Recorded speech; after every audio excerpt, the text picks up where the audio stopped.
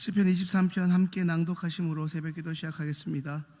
여호와는 나의 목자시니 내가 부족함이 없으리로다. 그가 나를 푸른 초장에 누이시며 쉴만한 물가로 인도하시는도다. 내 영혼을 소생시키시고 자기 이름을 위하여 의의 길로 인도하시는도다. 내가 사망의 음침한 골짜기로 다닐지라도 해를 두려워하지 않을 것은 주께서 나와 함께 하심이라. 주의 지팡이와 막대기가 나를 안위하시나이다. 주께서 내 원수의 목전에서 내게 상을 베푸시고 기름으로 내 머리에 바르셨으니 내 잔이 넘치나이다. 나의 평생의 선하심과 인자하심이 정녕 나를 따르리니 내가 여호와의 집에 영원히 거하리로다. 아멘. 찬송가 409장입니다.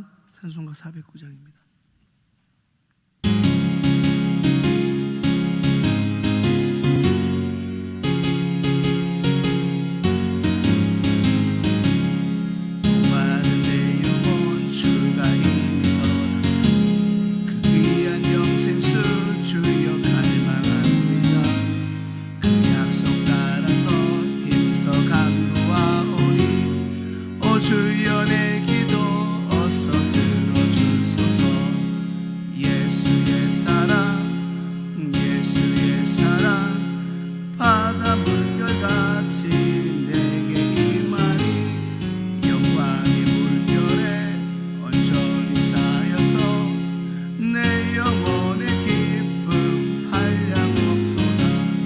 주 내게 약속한 금비 내려주시니 그대의 저 구름 건너편에 떠올라 그 귀한 징조가 내게 밝히오리니 나 힘을 다하여 주께 간구합니다.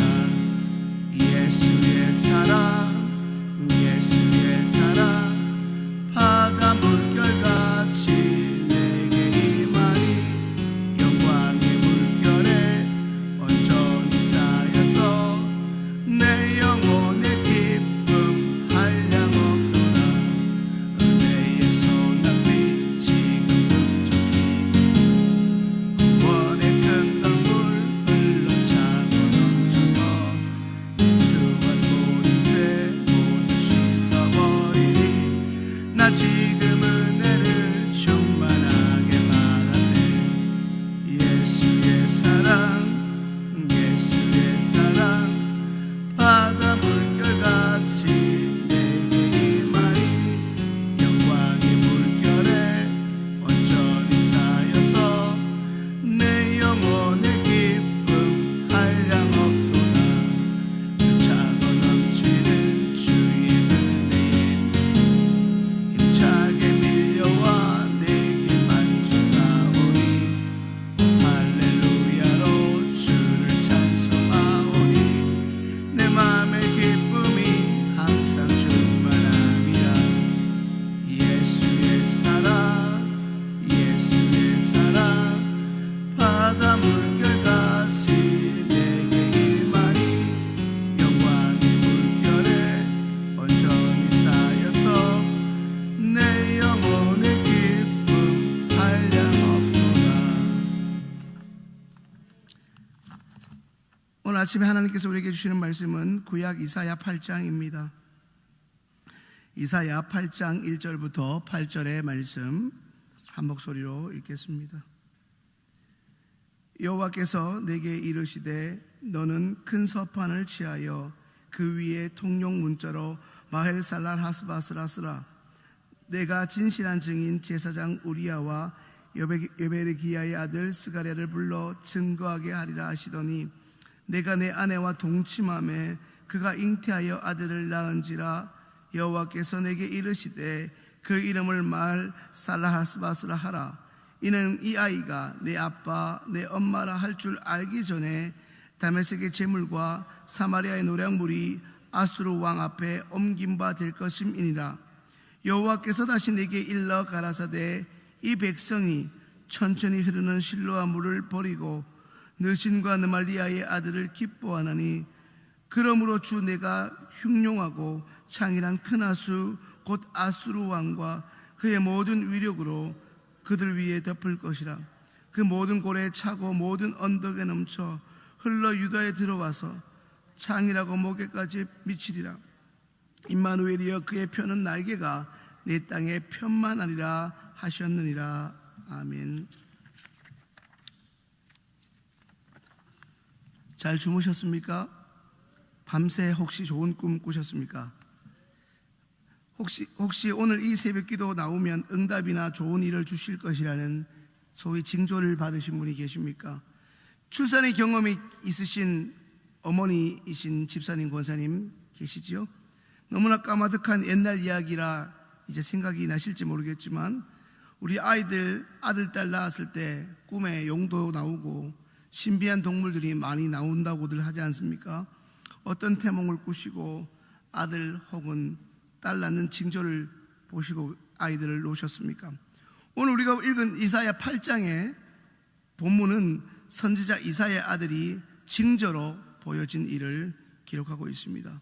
이 징조라는 말을 사전에서 찾아보면 어떤 일이 생기기 이전에 그 일에 대해서 미리 보이는 여러 가지 조짐이라고 기록합니다. 좀 더 확장하면 주일 큐티 본문인 그리고 동시에 이사야 전체에서 가장 유명하고 중요하다고 해도 결코 가언이 아닌 임마누엘 아기까지 이사야 7장에서 8장까지는 모두 세 아이가 나옵니다.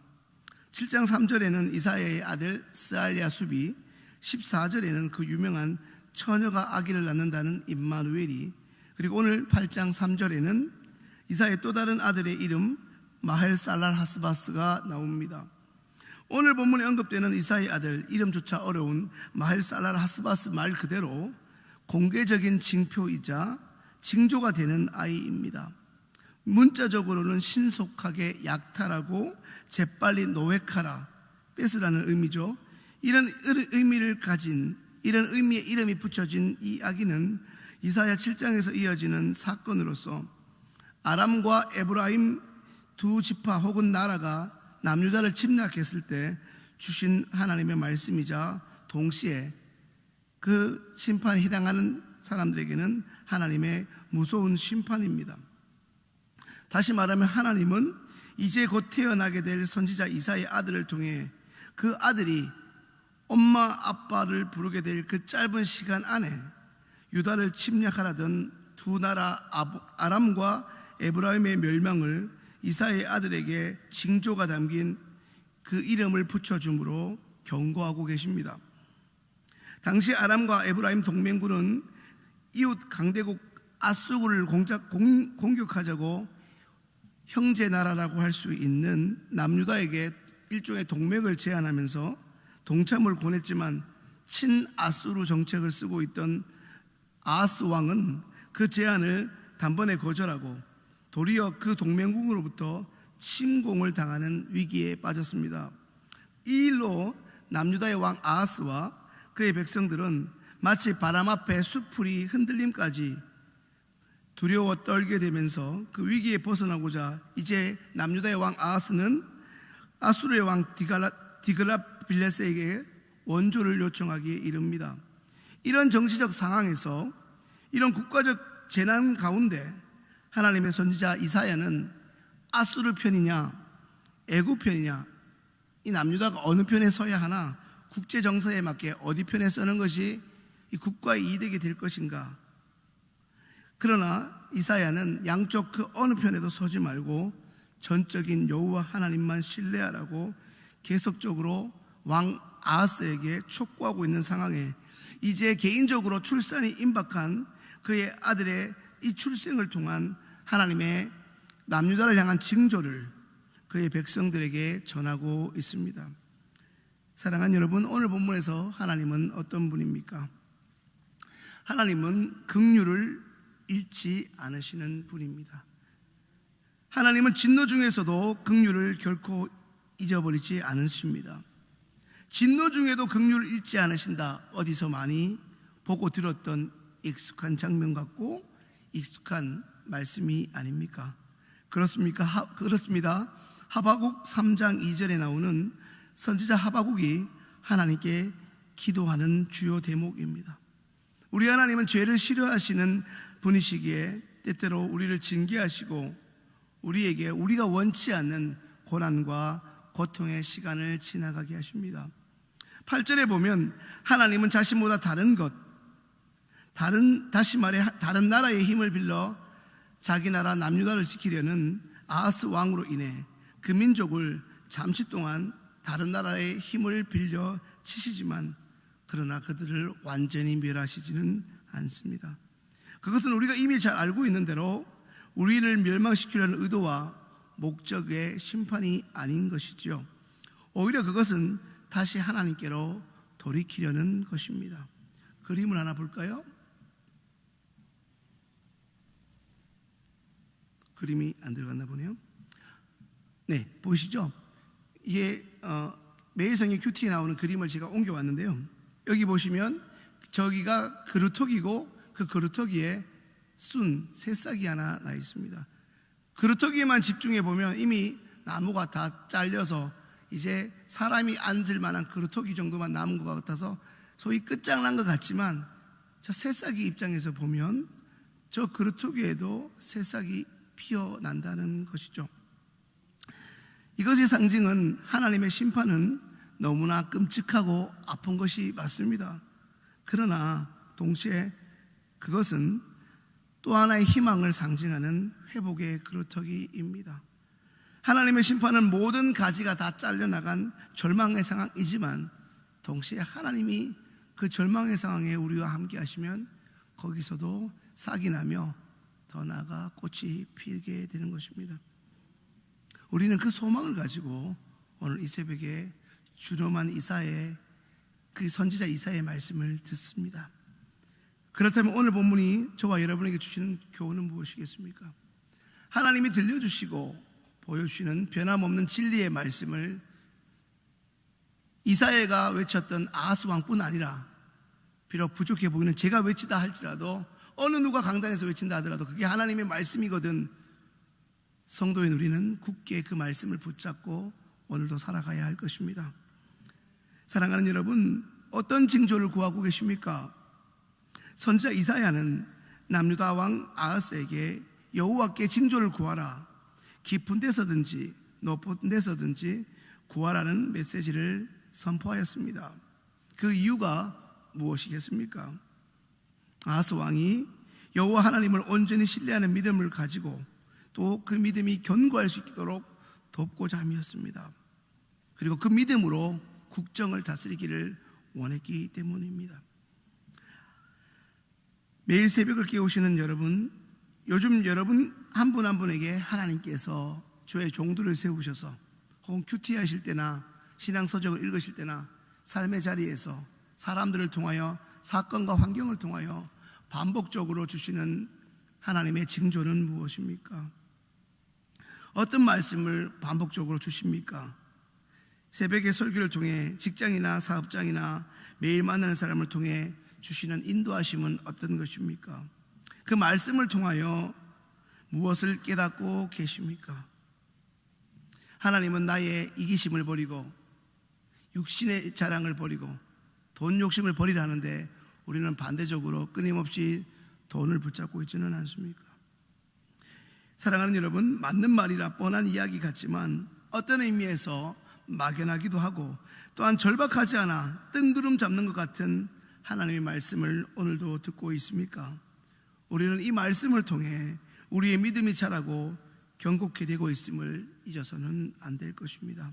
하나님의 말씀을 들음으로 인해 생겨나는 믿음으로 인하여 우리는 여지껏 우리에게 닥친 삶의 숱한 질고와 환난의 실체를 분별할 수 있습니다. 이 말씀을 통해 조금씩 성장하고 성숙해가는 이 믿음으로 인하여 우리는 이 암울하고 소망 없는 세상에서 여전히 하나님을 향한 신뢰를 잊어버리지 않게 되며 똑같은 상황 속에서 오히려 하나님을 모르는 사람들과 전혀 다르게 세상을 바라보며 그 세상 속에서 주님을 신뢰하며 살 수 있게 됩니다. 이처럼 하나님의 뜻을 구하고 그 뜻을 분별해 가도록 하는 이 말씀을 통하여 이 말씀을 통해 생겨나는 우리에게 주시는 하나님의 믿음은 이제 믿는 자들의 삶의 가치관과 삶의 태도를 온전히 바꾸어 놓습니다. 사랑하는 여러분, 하나님의 말씀을 통해 하나님께서 어떤 징조를 보이시고 분명히 뜻을 알려주실 때까지, 그리고 그 말씀을 보여주시거든 하나님께 돌아오셔야 합니다.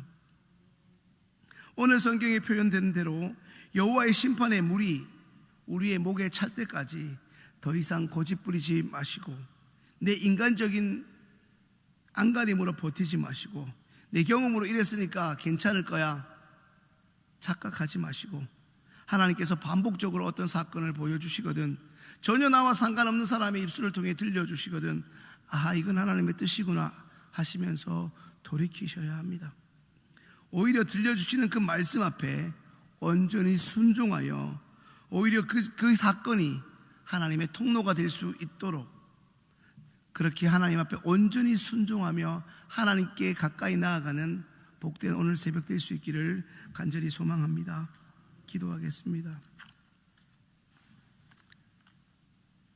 하나님 감사합니다. 온종일 주일 말씀을 통해서 주님 앞에 서게 하시고 하나님 주의 몸된 교회를 위해서 섬기게 하신 은혜에 감사하며, 어제부터 시작된 한 주가 특히 세상으로 나가는 오늘 주의 말씀 붙잡고 주님이 주신 말씀에 순종하여 사업장에서, 직장에서, 일터에서, 그리고 가정에서 나와 관계된 모든 이들을 섬기고 손해와 희생을 감수해서라도 주님이 원하시는 삶을 살아내는 복된 하나님의 통로가 되게 하여 주옵소서.